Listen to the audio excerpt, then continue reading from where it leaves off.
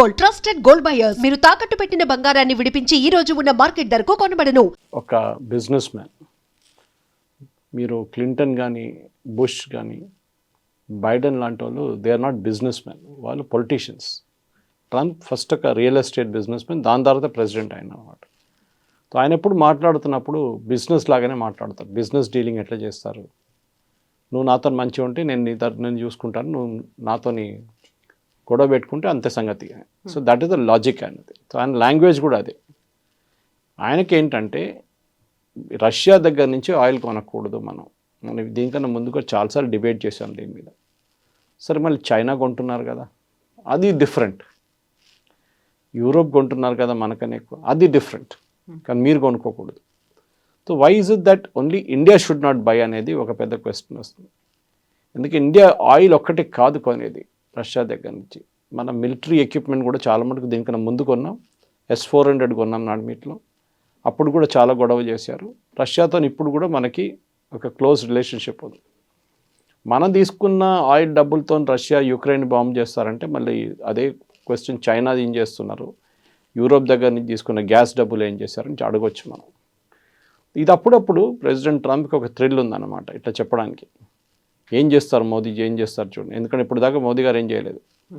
మీరు మన దగ్గర బిఫోర్ యుక్రెయిన్ వార్ మనం రష్యా దగ్గర నుంచి చాలా తక్కువ క్రూడ్ ఆయిల్ కొనుక్కుంటుండే. దాని తర్వాత మనం యుక్రెయిన్ వార్ మొదలైనప్పుడు రష్యా దాన్ని $40 తగ్గించి రేట్ ఇచ్చినప్పుడు ఇంటర్నేషనల్ మార్కెట్లో $80 నుంచి $90 నడుస్తున్నప్పుడు ప్రెసిడెంట్ బైడెన్ ఏమన్నారంటే, మీరు ఆయిల్ కొనుక్కోండి రష్యా దగ్గర నుంచి, క్రూడ్ ఆయిల్ తీసుకోండి, తీసి ప్రాసెస్ చేసి మాకే అమ్మేయండి, లేకుంటే యూరోప్కి అమ్మేసుకోండి అని చెప్పి. మనం చేసింది కూడా అదే. మన కోసం కొంచెం ఉంచుకొని మిగతాంతా మనం అమ్మేసుకున్నాం. ఎందుకంటే రష్యా దగ్గర నుంచి వస్తున్న ఆయిల్, క్రూడ్ ఆయిల్ కొంచెం హై గ్రేడ్ ఆయిల్ ఉంటుంది. అంటే థిక్నెస్, విస్కాసిటీ ఎక్కువ ఉంటుంది దానికి. సో దాన్ని ప్రాసెస్ చేయడానికి కొంచెం కష్టపడాల్సి వస్తుంది ఎక్స్ట్రా. మన దగ్గర జామ్నగర్ ఫెసిలిటీలో, రిలయన్స్ వాళ్ళ ఫెసిలిటీలో ఇది ప్రాసెసింగ్ ఫెసిలిటీ ఉంది మన దగ్గర. ఇప్పుడు అదే ప్రాబ్లం మన వెనిజువేలా కూడా చూస్తున్నాం అనమాట. Will come to that later. కానీ ప్రెసిడెంట్ ట్రంప్ ఇప్పుడు ఏమంటున్నారంటే, ఆయన ఈక్వేట్ ఎవరితో చేస్తున్నారు, రష్యా దగ్గర నుంచి మీరు ఆయిల్ కొనుక్కుంటారు, దానికోసం మనని హ్యాపీగా పెట్టాలంటే రష్యా దగ్గర నుంచి ఆయిల్ తక్కువ చేయండి. నేను లేటెస్ట్ ఫిగర్స్ కూడా మీకు కోట్ చేస్తాను. మనం ఇప్పుడు 62% మన ఆయిల్ రష్యా దగ్గర నుంచి తీసుకుంటున్నాం, 62%. ఎందుకంటే మనకు అది చాలా మటుకు రష్యా దగ్గర నుంచి $40 నుంచి $40 మనకు వస్తుంది per barrel, which is very very reasonable. International markets ఇప్పుడు కూడా 70 నడుస్తుంది. $30 తక్కువ, చాలా తక్కువ మనకి. అదే టైంలో మన అమెరికా దగ్గర నుంచి కూడా క్రూడ్ ఆయిల్ కొంటున్నాం మనం. కానీ ఇప్పుడు దాని ముందు తక్కువ ఉండే, ప్రెసిడెంట్ ట్రంప్ వచ్చిన తర్వాత కొంచెం ఎక్కువ చేసాం ఇప్పుడు. ఫర్ ఎగ్జాంపుల్ అమెరికా దగ్గర నుంచి మనం కొనేదానికి ఇప్పుడు మనం లాస్ట్ 2 months మనం అమెరికా నుంచి ఎక్స్పోర్ట్స్ చాలా ఎక్కువ చేసుకున్నాం, క్రూడ్ ఆయిల్ ఎక్స్పోర్ట్స్. సో ఈ పరిస్థితుల్లో కొత్త టారిఫ్లు పెడతాను, మీరు నన్ను హ్యాపీగా పెట్టుకోకపోతే అంటే ఎందుకు ఇట్లా చెప్తున్నారు అనేది ఉంది. సో ఆబ్వియస్లీ ట్రంప్కి ఇట్ ఇస్ బియాండ్ ఆయిల్. ఆయనకంటే మా దగ్గర నుంచి కొంచెం ఆయుధాలు కొనండి, ఇంకా కొంచెం అపాషే హెలికాప్టర్స్ కొనండి, F-35 మీరు కొంటలేడు నా దగ్గర. అక్కడ చూడండి సౌదీ అరేబియా వాళ్ళు కొన్నారు. సౌదీ అరేబియా ఏం చేసుకుంటారు, మ్యాక్సిమం యెమెన్లో వెళ్ళి యెమెన్లో బాంబింగ్ చేస్తారు వాళ్ళు. అది మనకు అది కాదు కదా. మనకు ఒక 2.5 front వార్ ఉంది. ఒకటి చైనా, పాకిస్తాన్, ఒకటి బంగ్లాదేశ్. ముందు నక్సలైట్స్ ఉండే, ఇప్పుడు బంగ్లాదేశ్ అయిపోయింది. ఇట్లాంటి పరిస్థితుల్లో మనం అమెరికా నుంచి డీల్ చేసినప్పుడు చాలా కేర్ఫుల్గా డీల్ చేయాల్సి వస్తుంది. ఒకటి, డోంట్ గెట్ ఎక్సైటెడ్. ఇప్పుడు ఇంటర్నేషనల్ పాలిటిక్స్లో షబాజ్ షరీఫ్లా కానీ, అసీం మునీర్లా కానీ, మొహమ్మద్ యూనిస్లా ఎక్సైట్ కాకూడదు. ఎప్పుడైనా డీల్ చేసినప్పుడు ఇంటర్నేషనల్ పాలసీలో డిప్లొమసీ చాలా సాఫ్ట్గా మాట్లాడాలి.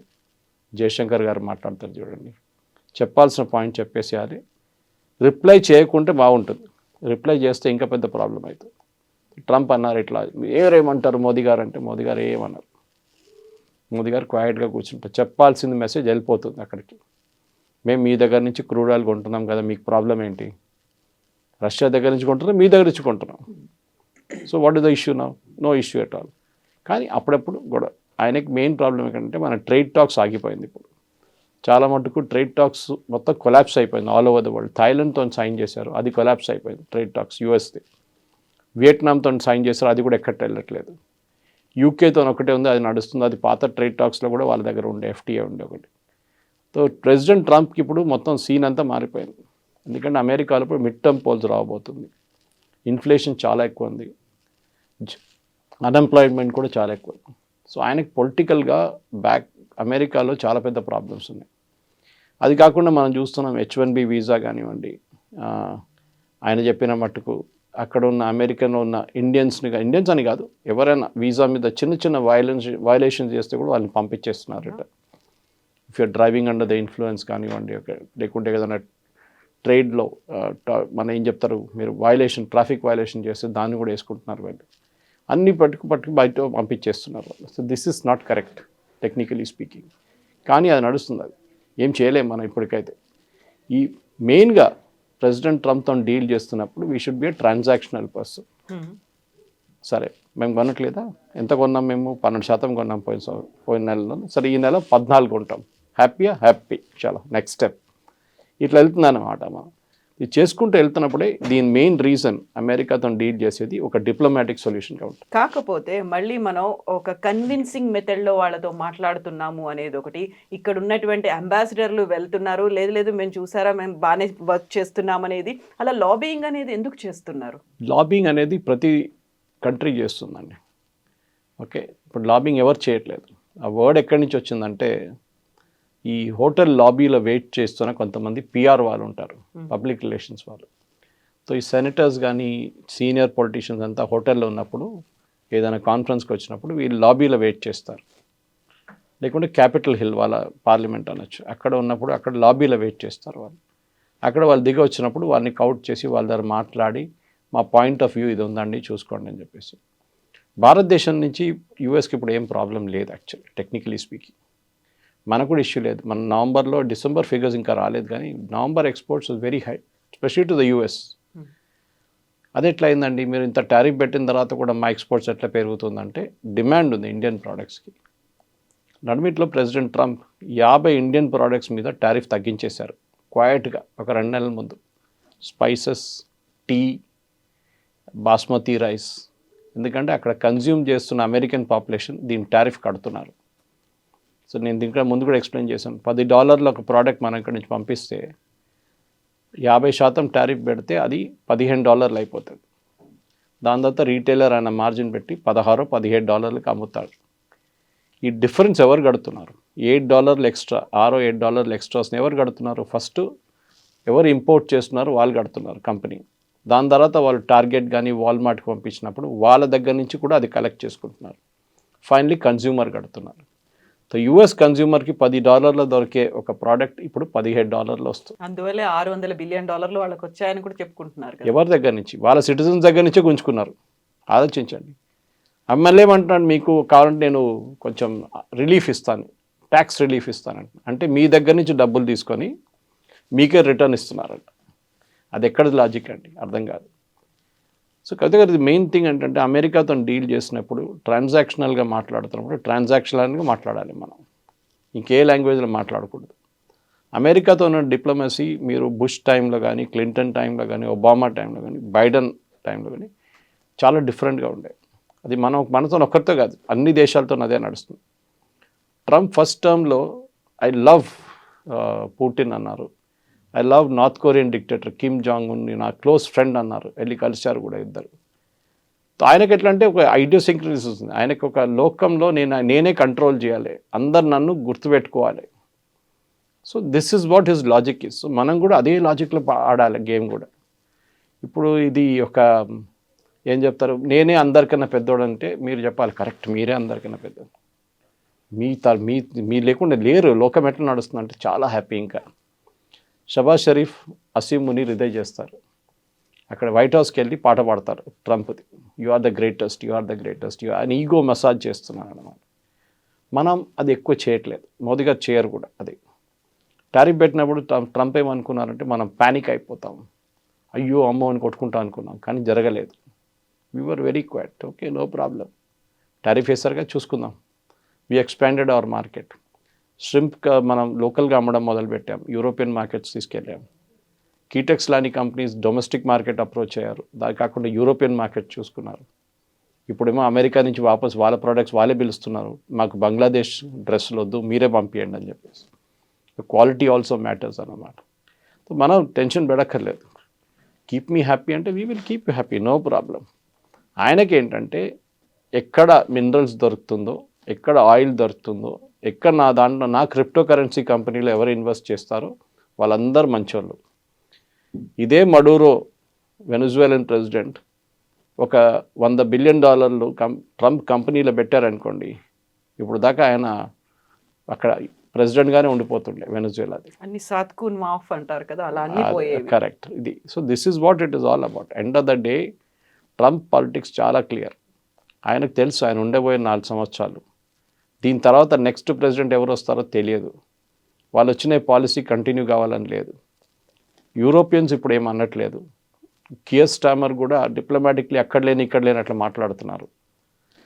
అమెరికాలో ఉన్న ఆయన ఏమన్నారు, వెస్టర్న్ హెమిస్ఫియర్ వైపు ఎవరు రాకూడదు, so you keep away from western hemisphere. మనం ఇప్పుడు యుఎస్ ఆయిల్ కొంటున్నప్పుడు మనం ఎంత దూరం నుంచి తీసుకొస్తున్నాం ఆలోచించండి. Geographically it is very far. మనం సౌదీ అరేబియా దగ్గర నుంచో లేకుంటే బహ్రెయిన్ దగ్గర నుంచో ఖతార్ దగ్గర నుంచి న్యాచురల్ గ్యాస్ కొనుక్కుంటే మనకు చాలా దగ్గర, 3 రోజులు వచ్చేస్తుంది మనకి షిప్.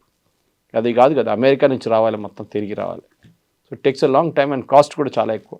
కానీ అప్పుడప్పుడు we have to keep America happy, అదొక పాలసీ. బట్ మనం అంత సటిల్గా ఉండాల్సినటువంటి అవసరం ఏముంది? అంత కామ్గా సైలెంట్గా ఉండి బోల్డ్ అని క్వశ్చన్స్ ఉన్నాయి, దేని గురించి మాట్లాడకుండా ప్రతిసారి మనల్ని ప్రొవోక్ చేస్తున్నట్టుగా ఉంటే, నాట్ ఓన్లీ మోదీ, మొత్తం భారతదేశాన్ని అంతా అలా ప్రొవోక్ చేస్తున్నట్టుగా ఉంటే కామ్గానే పని చేసుకుంటూ వెళ్తున్నాం, ఇది కాకపోతే ఇంకోటి అన్నట్టుంటే అక్కడ బోల్డ్ అని క్వశ్చన్స్ వస్తున్నాయి.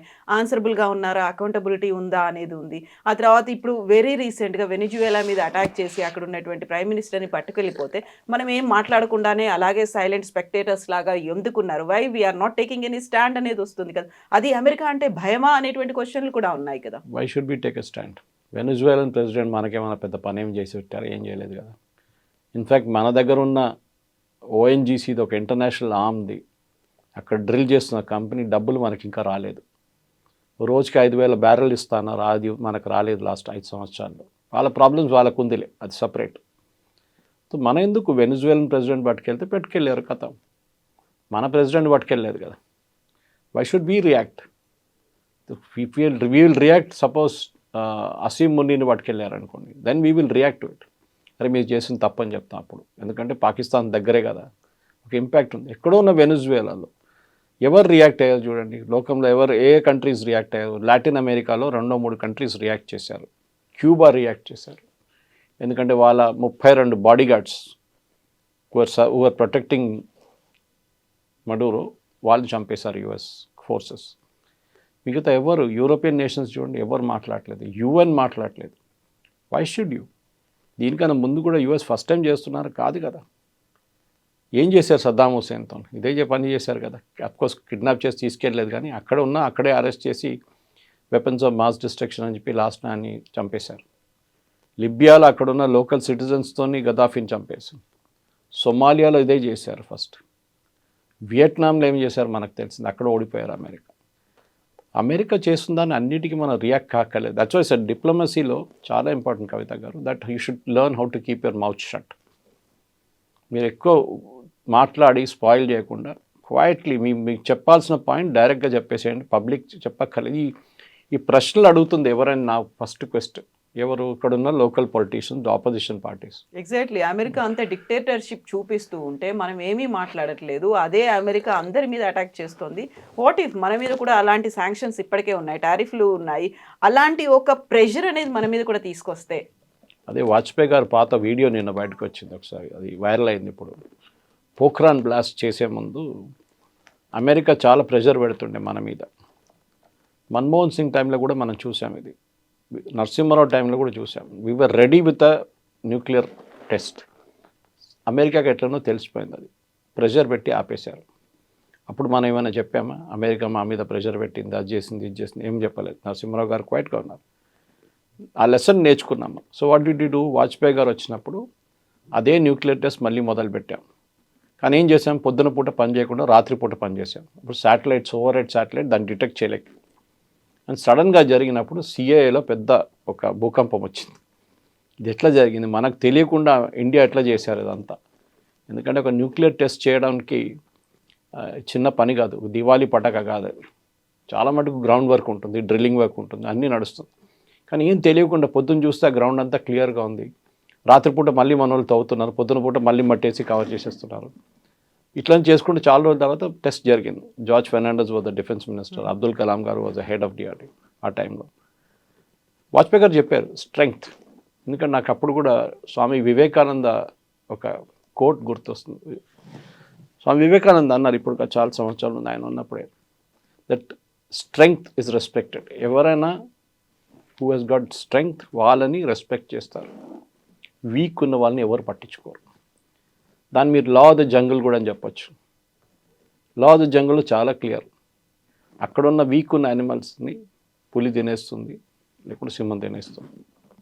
మనం చెప్పొచ్చు అరే పాపం ఎందుకు చేస్తున్నారు, అది కూడా ఉంటే అది కూడా యానిమలే కాదంటే కాదు. That's a law of the jungle. The strongest will survive.